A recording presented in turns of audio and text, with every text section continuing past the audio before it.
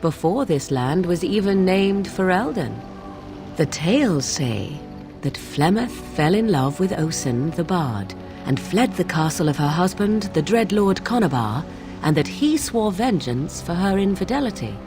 In truth, my mother claims that 'twas Osen who was her husband, and Conabar the jealous lord who looked on from afar.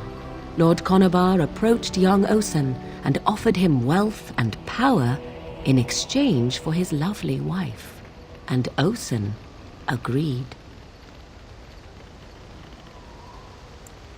The life of a bard is a poor one, and love fades in the wake of hunger.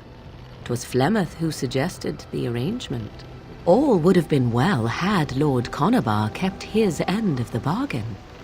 But he was a foul man who bargained with coin he did not possess. Osen was led off to a field and slain, left for dead. Flemeth spoke to the spirits and learned of the deed, and swore revenge.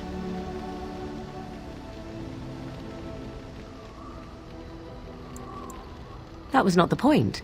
Conabar had no honor, so she would not have him. Flemeth begged the spirits to aid her, and 'twas they who slew Conabar. The demon the legend tells of came later. Lord Conabar's allies chased Flemeth, you see, chased her to the wilds, and there she hid. There she found the demon, and he made her strong. The legends all speak of the great hero Cormac, he who defeated Flemeth and her great army when she invaded the lowlands centuries later. All lies. The truth of the matter is that there was never an invasion.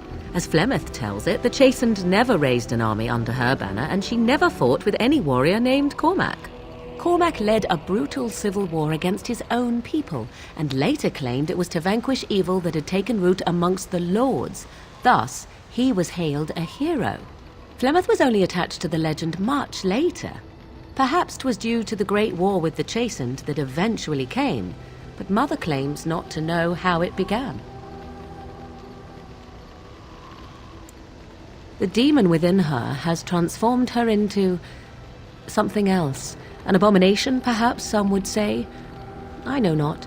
I only know my mother is clever, and she is part of the wilds as it is part of her. But she is no immortal. She bleeds.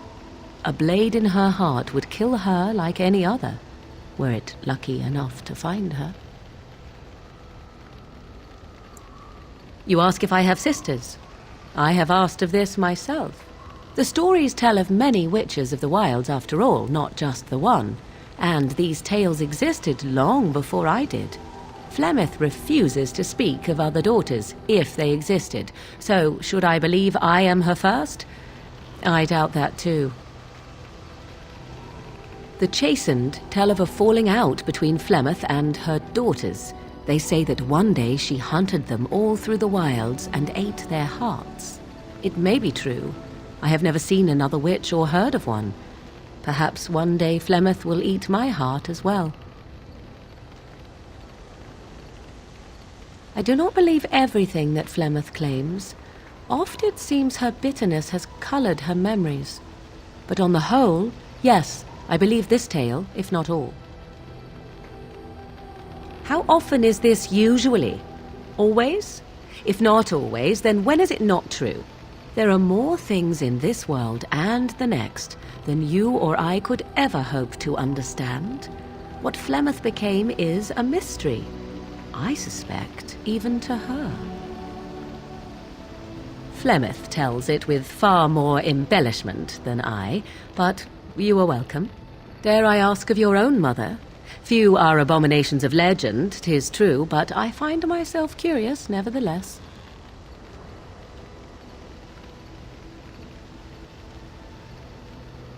Ah, then you have my sympathies for what it is worth.